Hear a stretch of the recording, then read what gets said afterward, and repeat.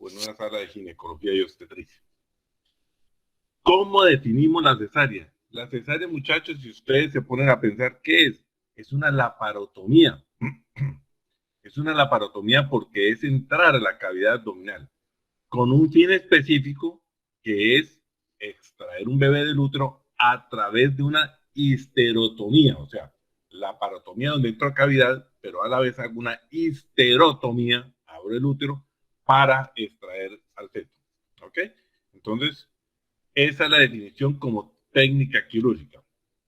Hay muchas historias sobre la cesárea, que quién fue el primero que hizo la cesárea, que cómo la hicieron, que qué pasó, qué tal, que esto, que lo otro. Y aparece la que siempre se habla, que es que se llamó cesárea porque fue la técnica que se utilizó para el nacimiento de Julio César, el emperador Julio César. Pero da la casualidad de que la madre de Julio César murió cuando Julio César tenía 30 años. Entonces se cae de su peso esta consideración porque se entendía que la indicación para una cesárea era salvar el feto a costillas de la vida de la madre. ¿Qué anestesia podría haber? ¿Qué suturas podría haber? ¿Qué técnica quirúrgica podría haber? Entonces, esta teoría ha sido reevaluada por ese factor. Y por eso se hablaba de cesárea, César. Pero pues ahí está la historia para que la sigan ustedes ampliando. Epidemiológicamente, la tasa de cesárea en Colombia pasó, perdón, de 24% al 42%, casi que se duplicó del 98 al 2020. Factores, muchos. Uno, cada vez vemos más embarazos complicados. Dos, factor económico. Es muy diferente cuando un médico se dedica a atender un parto, que se demora 4, 5, 6 horas atendiendo un parto, al médico que viene y hace un procedimiento quirúrgico en una hora. Tercero, los diagnósticos no acertados. Por ejemplo, la falta de experiencia de las nuevas generaciones de especialistas que consideran que hay una desproporción cefalopélvica donde realmente no la hay. Cuarto, los antecedentes de cesárea. Si fuimos muy liberales en los diagnósticos anteriores, van a aparecer más números de cesáreas y obviamente más cesáreas repetitivas. Y otros pues, factores como demora en las demandas, porque ustedes saben que cualquier complicación de un parto vaginal siempre termina en una demanda. En el ejercicio particular, la tasa de cesárea está entre el 90 y el 100% según la institución. Yo diría que está en el 100%. Yo trabajo en una clínica de Cúcuta donde opero, que no ni siquiera tiene habilitado la sala de partos, solo para cesáreas, entonces es el 100%. Y la mortalidad materna aproximadamente está entre 20 por cada 1000 nacidos vivos. Ustedes entenderán que es un procedimiento quirúrgico con riesgo de cualquier tipo de cirugía. Causas en el aumento de la cesárea, como ya les dije anteriormente. Entonces, hay factores relacionados con el parto y hay factores relacionados con los médicos. Dentro del parto, lo que habíamos hablado, las cesáreas iterativas. Y más adelante en una diapositiva van a entender qué significa cesárea iterativa. Segundo, la monitorización fetal electrónica continua. Cuando tenemos monitoreos continuos, hay muchos falsos positivos de alteración del bienestar fetal que nos obliga a llevar a una paciente a cesárea y realmente no se encuentra nada. La liberación en el diagnóstico de distocias, lo que les había dicho anteriormente. Muchos médicos hacen diagnósticos de distocias donde realmente no existen. Por ejemplo, una distocia en la dilatación. La paciente hizo una dilatación estacionaria, no dilató más. Y cuando va uno a examinar a la paciente, ni siquiera le hicieron una amniotomía para acelerar el trabajo de parto. Ni siquiera tenía un buen trabajo de parto. Entonces son factores que nosotros tenemos que tener en cuenta. La falta de analgesia peridural, importantísima. Cuando ven ustedes en salas de parto con una paciente con tanto dolor, una paciente con un trabajo de parto bien doloroso y que no podemos darle una analgesia que le ayude en su trabajo de parto. Macrosomía fetal, esos fetos grandes que estamos viendo últimamente, de sobrepeso, diabéticos, eso nos lleva a tener más tasas de cesárea. La instrumentación en el parto. Hay gente que no sabe instrumentar un parto. Yo no soy muy partidario de esas instrumentaciones tan traumáticas, pero hay instrumentaciones muy sencillas con las espátulas de Velasco, que ustedes las van a conocer o si ya las conocieron. Y esas espátulas de Velasco son atraumáticas, pero hay gente que no las sabe utilizar. Entre los factores médicos tenemos temor a las demandas, intereses económicos, conveniencias, porque es que yo trabajo por allá más arriba de la garita y entonces tengo que atender un parto por aquí en la clínica Santana, entonces eso me queda muy lejos, entonces yo prefiero operarla y ni que pensar en Bogotá que las distancias son tan grandes y los problemas de movilidad son tan grandes. Hay factores maternos. Nosotros vemos cada vez más pacientes mayores con su primer embarazo. Más mujeres nulíparas con factores de riesgo, más diabetes, más hipertensión, más condilomatosis, más de todos esos factores que pueden aumentar el riesgo. Espérame un segundito, por favor.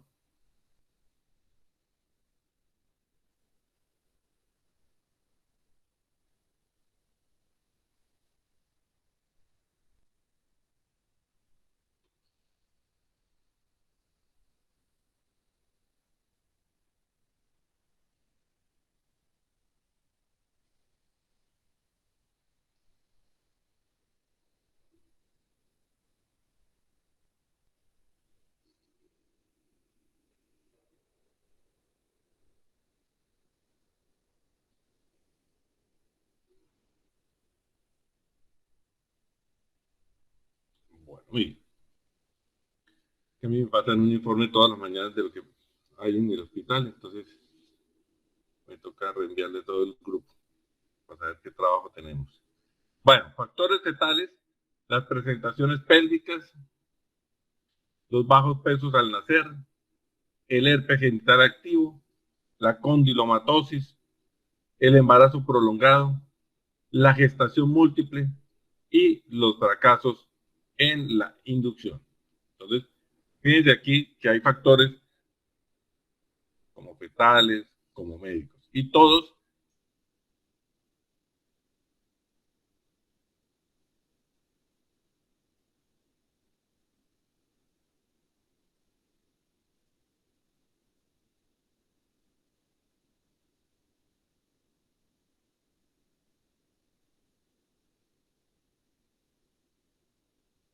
activas. Por ejemplo, muchachos, yo quiero preguntarles, ¿cuál indicación de cesárea sería absoluta?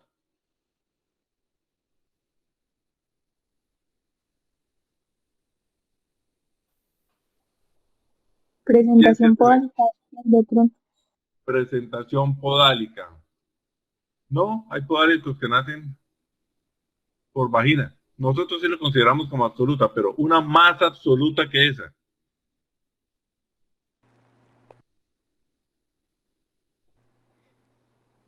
Una gestación múltiple. Infección. Señor, Que tenga el cordón enrollado en el cuello. no. El 50% de los niños nacen con circular del cordón y ni siquiera se diagnostica. Vamos un poquito más. Metamos esas neuronas. VIH, doctor, o una infección. No. Metamos esas La neuronas. paciente presente preeclampsia. No.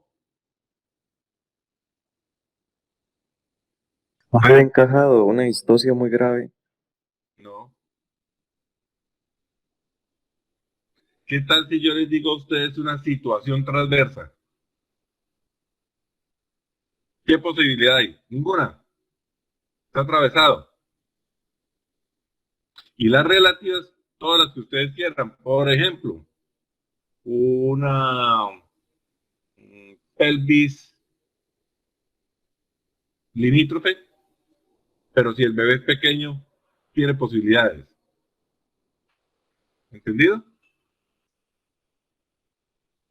Sí, señor. Una absoluta, una placenta previa central total. Por ejemplo, indicaciones absolutas son las indicaciones en las cuales la cesárea es el único medio a utilizar para terminar el embarazo y procurar el bienestar del binomio madre e hijo. Una situación transversa, ¿cómo la saco? No hay otra forma. Una placenta previa central total, ¿cómo la saco? No hay otra forma. Me toca por cesárea.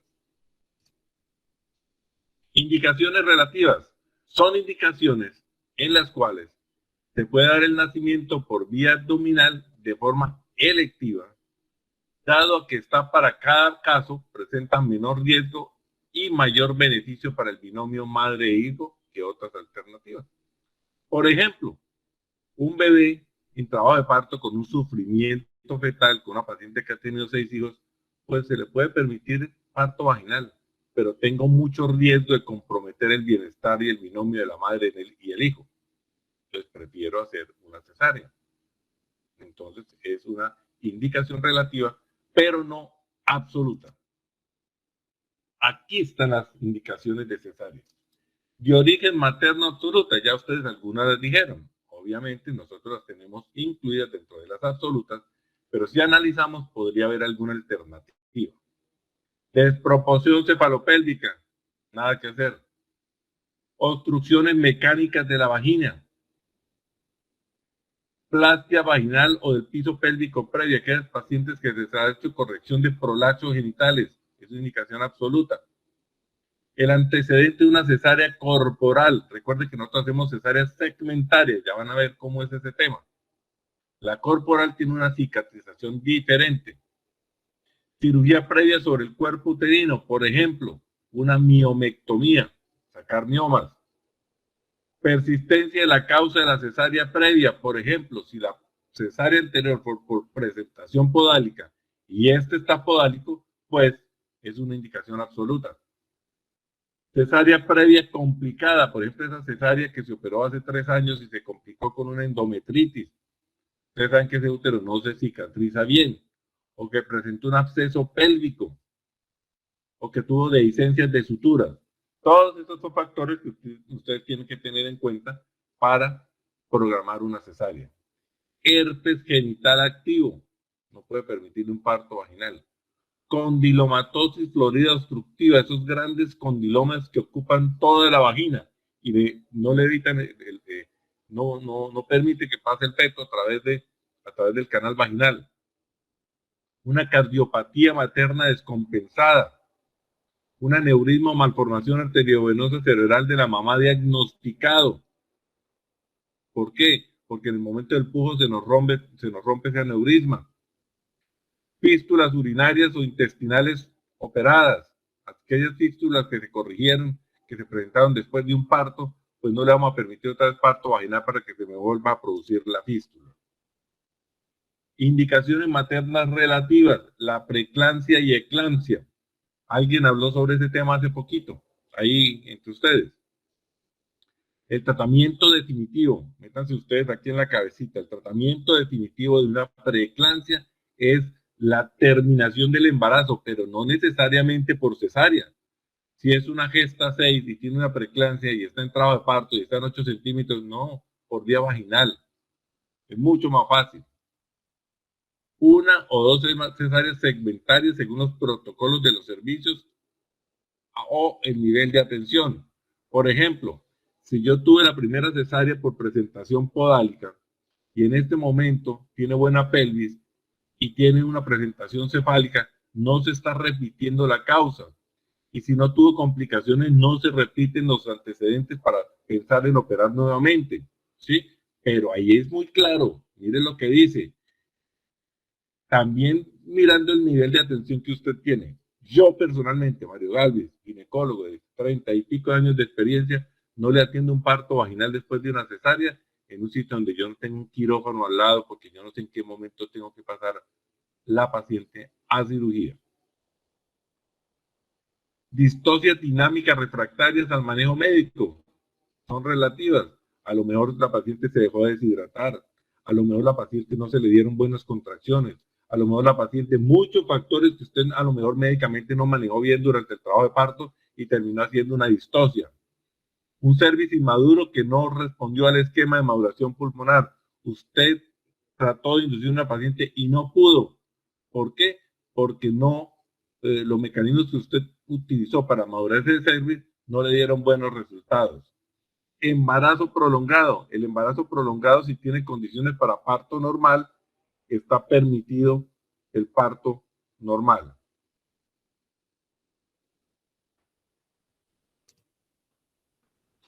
Indicaciones de cesáreas de origen fetal. Feto en situación transversa. Ya se los había puesto de ejemplo. Feto en presentación podálica. Feto en variedad de frente. O sea, en lugar de entrar con el occipucio, entra con la frente. O sea, está deflejado el bebé y eso no le permite parto vaginal. Embarazos múltiples. Normalmente le hacemos cesáreas. Peso fetal menor de 1000 y 1500. Sufrimiento fetal agudo en el primer periodo del trabajo de parto. O sea, aquel que está muy lejos del momento del expulsivo, no le vamos a dar chance de que haga un trabajo de parto tan prolongado y ese sufrimiento fetal se nos empeore. Mascrosomía fetal mayor de 4500. Esos fetos más grandes de 4500 gramos. Las indicaciones de cesáreas relativas, dependiendo de los bebés. Anomalías congénitas, por ejemplo, esos bebés que tienen un mielomeningocele, aquellos bebés que tienen unas hidrocefalias grandes. Restricción de crecimiento intrauterino. ¿Por qué la restricción? Porque normalmente cuando hay restricción de crecimiento intrauterino, lo que tiene la paciente es una alteración en la placenta. Y al tener una alteración de la placenta, pues muy seguramente esta no va a ser óptima para todo el trabajo de parto. Peso fetal menor de 1000 gramos, dependiendo de la sobrevida de las UCIs. ¿A qué se refiere ese término? Ustedes, ginecólogos que van a ser próximos, donde vayan a atender un parto, pregunten, bueno, y aquí sacamos bebés a partir de qué peso en adelante. No, que aquí sacamos bebés por encima de los 800 gramos y los sacamos adelante. Hay que operar esos bebés. No, que aquí los sacamos de 1500. Ahí uno mira la probabilidad de un parto en un bebé muy pequeño. Hay otras indicaciones de origen ovulares. Entonces, las absolutas, el desprendimiento de la prematura de la placenta normoinserta, eso se llama abruxio de placenta, que desprende la placenta que está normalmente insertada por un hematoma que se produce por detrás de la placenta. Placenta previa oclusiva total, lo que habíamos hablado inicialmente. Un prolapso de cordón con feto vivo. Si el feto está vivo, no le da chance de venirse por una vía vaginal. Pero si el feto está muerto, no, dele parto vaginal. Y estos prolapsos de cordón se producen cuando presenta una ruptura de membranas. Por eso cuando los muchachos van a hacer amniotomía es tan importante que un médico experto esté al lado de ustedes. Porque es que romper las membranas es muy fácil, pero muchas veces puede producir un prolapso de cordón. Entonces tiene que tener mucho cuidado con eso. Oligoamnio severo puede ser una indicación absoluta. Y las relativas, placentas previas oclusivas parciales, no son totales. Ruptura prematura de membrana con infección ovular. Polidramnio severo. Alguno de ustedes habló sobre la infección. Ruptura prematura de membranas. Si ustedes se meten en el cuento, es preferible un parto normal con infección ovular. ¿Por qué razón? Porque si yo le hago una cesárea, contamino toda la cavidad abdominal. Yo lo que necesito es evitar ese riesgo. Entonces, si usted tiene una ruptura prolongada de membranas, con una infección determinada intramniótica, pero el feto no tiene sufrimiento, dele vía vaginal. Si el tamaño del bebé es adecuado, si está en buenas condiciones y si tiene una pelvis adecuada. Es mejor manejar todo externamente y no complicar con una contaminación de la cavidad abdominal. ¿Y qué tipos de cesárea, cómo se clasifican de acuerdo a los antecedentes de cesárea? La primera es obviamente la que se produce por primera vez. La iterativa corresponde al antecedente de 2 cesáreas anteriores, o sea, hay la primera, la segunda sería una placenta previa, ahí está escrita en la tercera, en la definición de la diapositiva. Entonces, la primera, está la previa y está la iterativa. O sea, vendría a ser la tercera cesárea, sería la iterativa 1. ¿Ok, muchachos? Según las indicaciones, pueden ser urgentes y pueden ser electivas. Ustedes entenderán el criterio de urgencia y el criterio de electividad. Pero todo lo que es programado es mucho más fácil que la urgencia. Usted sabe que una cesárea urgente implica mayores riesgos, más afanes, más rápido, puede haber más problemas anestésicos, normalmente hay más compromiso del feto o hay más compromiso de la madre. En cuanto al tipo de incisiones, entonces puede haber incisiones de fan steel, que ustedes conocen que es la incisión estética en la parte inferior, y la incisión mediana.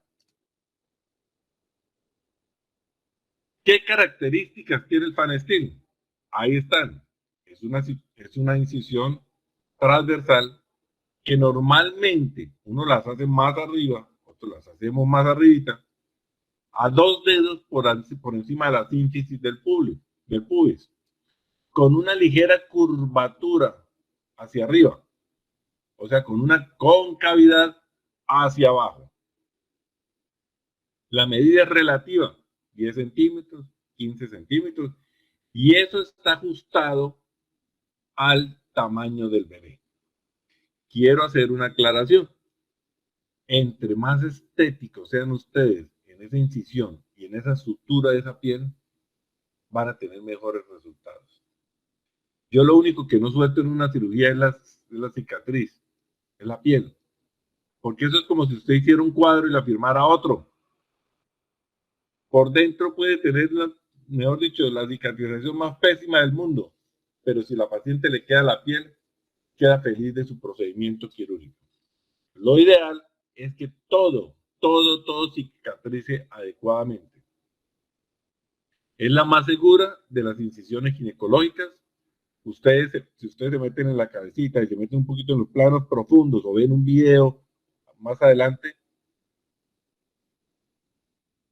es la que menos riesgo tiene de una herniación o una lesión de la fascia o una eventración, porque la posición del músculo y la posición de las estructuras que usted va incidiendo plano por plano le producen mayor protección para evitar una eventración.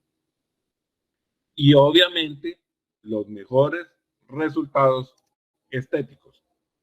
Incisiones, ahí la ven, ahí está la de fan steel.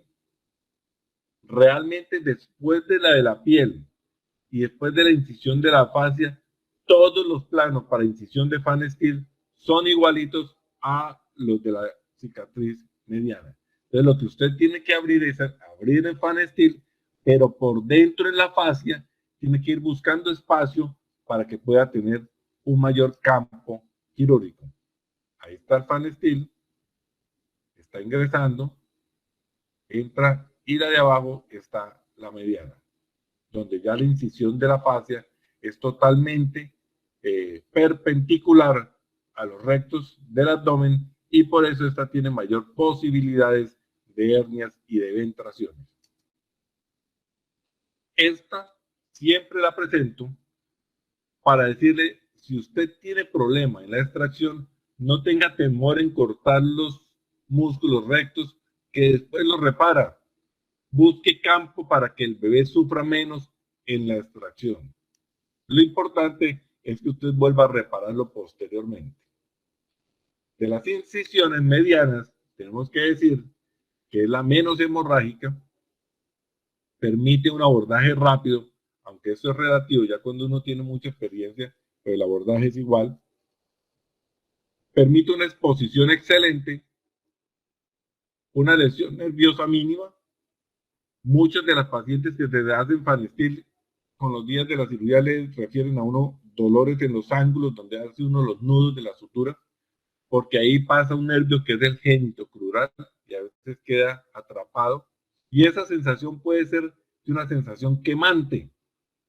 Eso es muy fácil de resolver. Eso lo resolvemos con una infiltracióncita de algún anestésico. Eso no tiene mayor problema. Pero sí se puede referir mayor dolor en ese tipo de incisiones en las partes laterales por compromiso de alguna fibra nerviosa que uno pueda estar atrapando. Es más frecuente la dehiscencia y las eventraciones, y la infección es más frecuente de la herida quirúrgica. Normalmente uno ve muy rara vez que se le infecta a uno un Fanestil y sí una incisión mediana. Desde que la incisión mediana incide la piel, incide el tejido cerebral subcutáneo, incide la fascia y entra y encuentra los rectos del abdomen. Y en cuanto a la histerotomía, estas son las tres posibilidades de incisión. Recuerde que iniciamos la conferencia diciendo que la cesárea era una laparotomía con una histerotomía. La primera incisión es una incisión clásica, una incisión corporal. Esta se puede utilizar para ciertos casos. Por ejemplo, si yo voy a ingresar a nivel del segmento y yo tengo un gran mioma uterino o está llena de varices a ese nivel, yo prefiero irme en una corporal. Pero recuerde que las cicatrizaciones de esta corporal es mucho más, yo no estoy hablando de piel, estoy hablando de útero. Esta cicatrización es muy defectuosa y puede tener complicaciones para el próximo embarazo. Por eso una incisión corporal implica que la siguiente parto tiene que ser por cesárea. La segunda que ustedes ven es la tipo Kern, que es a nivel del segmento uterino. ¿Por qué la hacemos a nivel del segmento uterino? Porque es el sitio más delgado del útero para entrar a operar. Entonces es el sitio que menos sangra. Porque es el sitio donde está la estructura más grande que presenta el embarazo. Entonces está la cabecita o está la colita, en la gran mayoría de los casos. Y la otra que es la tipo Beck, que es una corporal, pero a nivel del segmento uterino. Ahí uno puede mezclar. Entonces, si ustedes fíjense en las tres posiciones, uno puede hacer una T invertida, que es la combinación de la KER con la Beck, ¿sí? O puede hacer una KER, que es la segmentaria, en forma de U o en forma de J, buscando mayor amplitud, sobre todo en aquellos casos, por ejemplo, donde hay una gran hidrocefalia, y esa gran hidrocefalia no me permite la salida con facilidad y llega a producir un desgarro tan grande con compromiso de las uterinas. Entonces aquí están las técnicas de la histerotomía. Las incisiones segmentarias, ¿sí?, transversales, y las incisiones verticales del útero. Ahí están las diferencias. Si me voy a la segmentaria, tengo menos riesgo de ruptura en embarazos posteriores. Es un sitio que cicatriza muy bien. Es de sencilla realización y sencilla sutura. Hay poca pérdida sanguínea. Y esta tiene como problema que hay dificultad para la ampliación de la misma.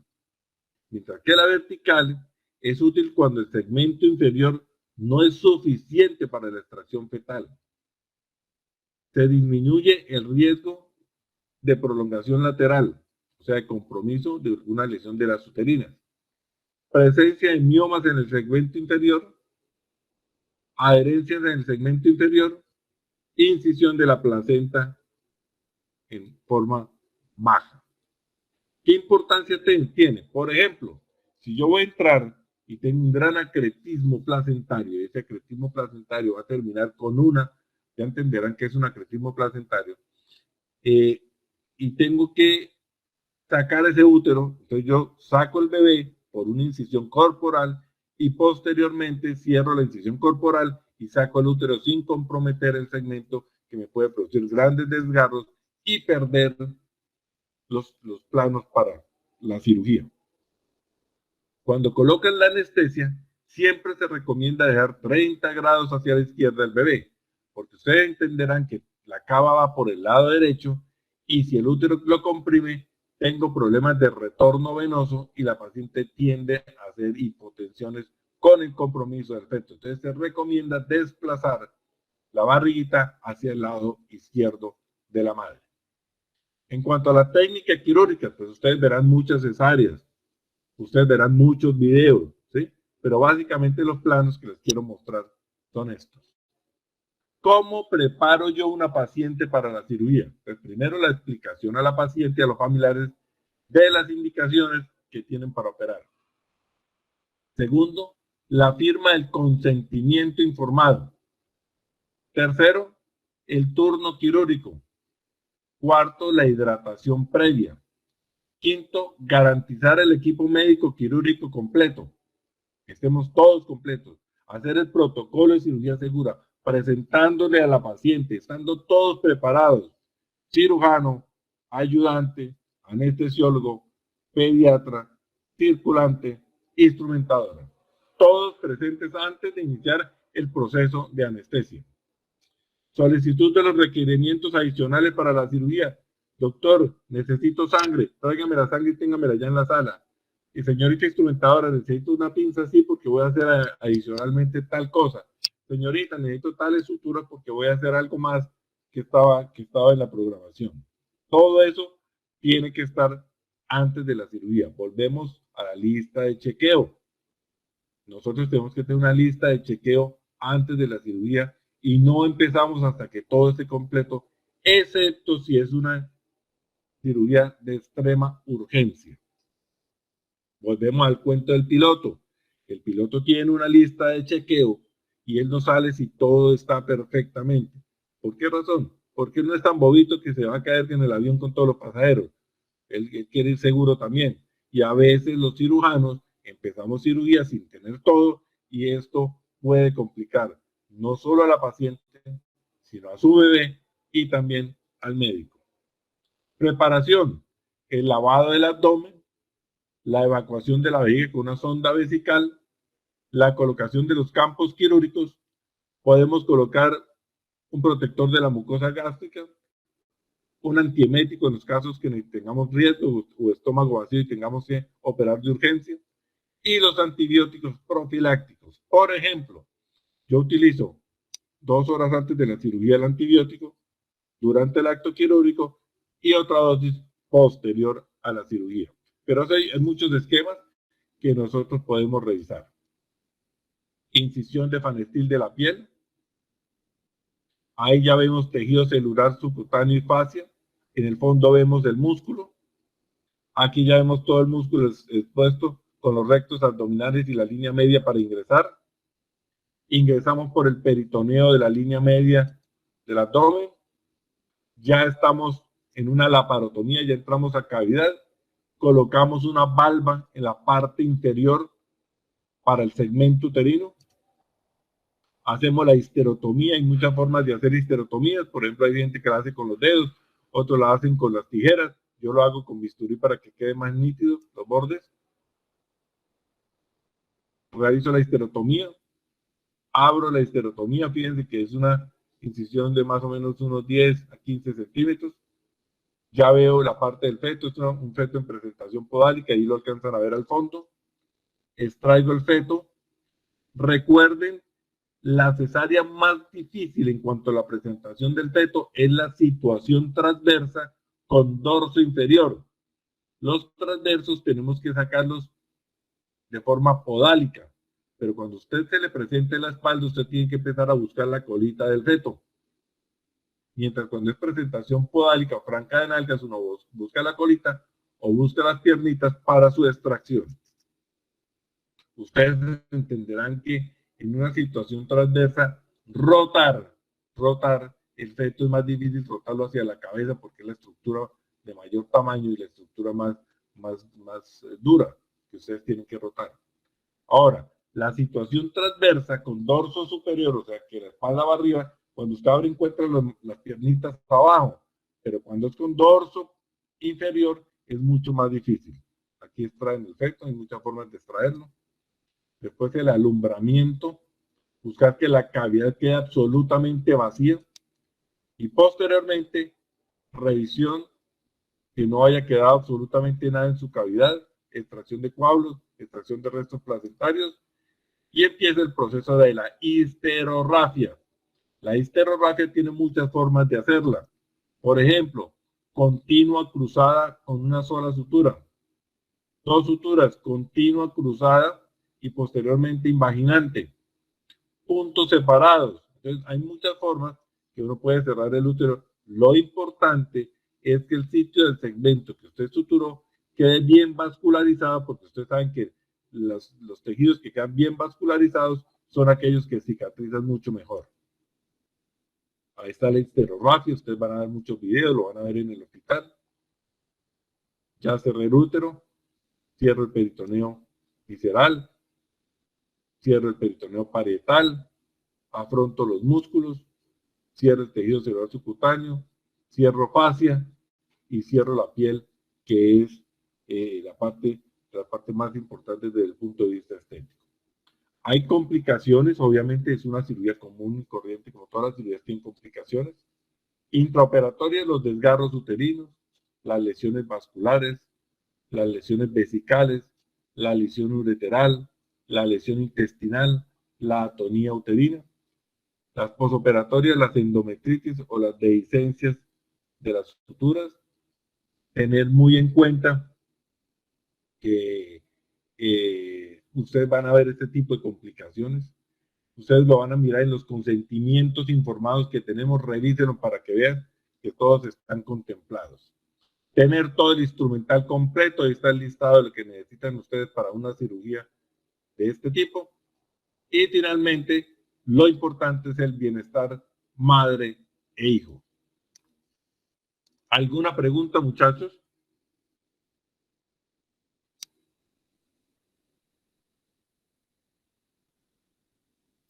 Doctor, ¿hay alguna como indicación o problema que se pueda presentar en una mujer que tenga varias cesáreas en la pared abdominal? ¿Hay alguna? No te entendí la pregunta. O sea, una mujer que tenga varias cesáreas puede presentar algún problema en la pared abdominal. Sí, claro, claro. Usted entiende que el mayor problema de la pared abdominal es la fibrosis, ¿sí? Entonces pueden ser tejidos muy fibróticos, muy comprometidos, como tejidos muy débiles que terminan haciendo hernias o eventraciones. Entonces la pared abdominal puede estar muy comprometida a mayor número de cirugías, no solo cesáreas, sino cualquier tipo de cirugía, más injuria de la fascia y más probabilidad de que la cicatrización sea más defectuosa. Ustedes entenderán que después de suturar varias veces la fascia, la circulación de la fascia no va a ser la mejor para una buena cicatrización. La pared abdominal debe manejarse en todos los planos para que tenga una mejor cicatrización.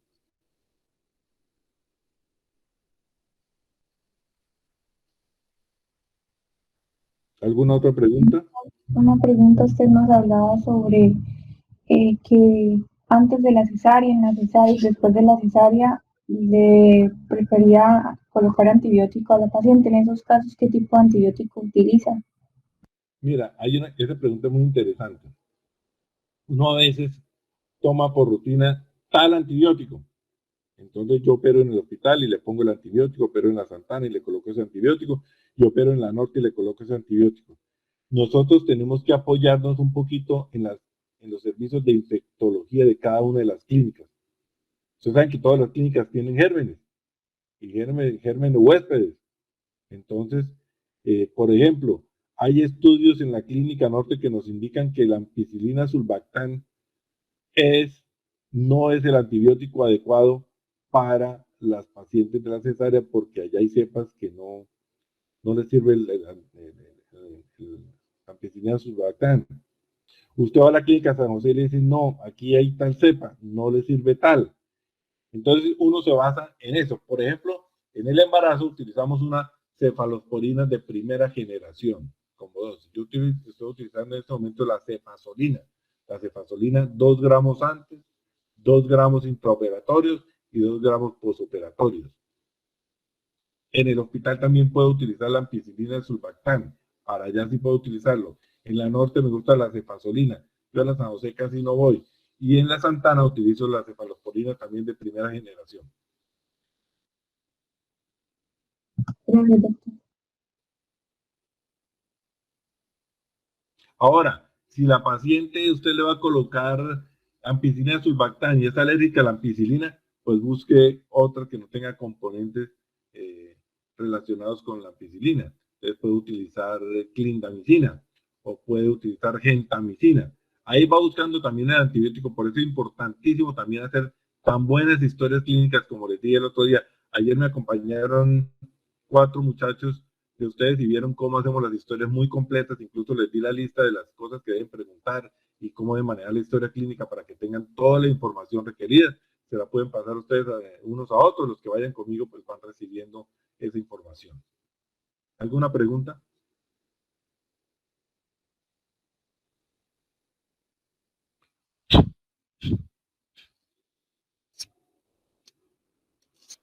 Bueno, muchachos. Doctor, Sí, señor. Sí. y más o menos, ¿cómo es el tamaño de la incisión o de dónde a dónde más o menos se toma para realizar? 2 centímetros. Yo siempre mido 2 deditos por encima de la sínfisis del bubles. Ahí trazo el punto medio guiado por la vagina, ¿sí? Guiado por la vagina. Y normalmente hago 5 centímetros para cada lado. Obviamente, si el bebé es muy grande, pues tengo que ampliar un poquito. Pero normalmente yo lo hago de 10 centímetros.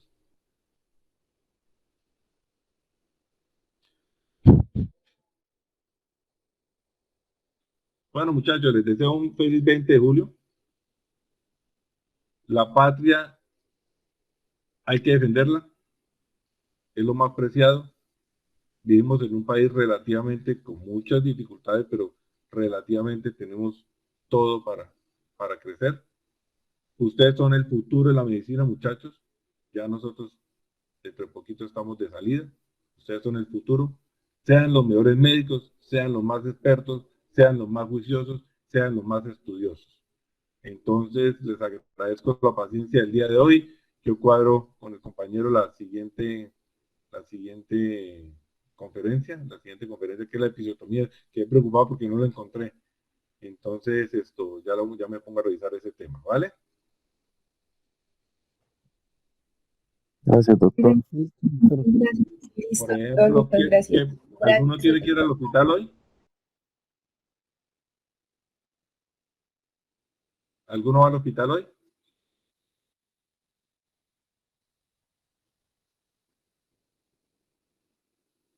Al parecer Me no. parece mal. Bueno, yo voy a estar allá en el 5º piso.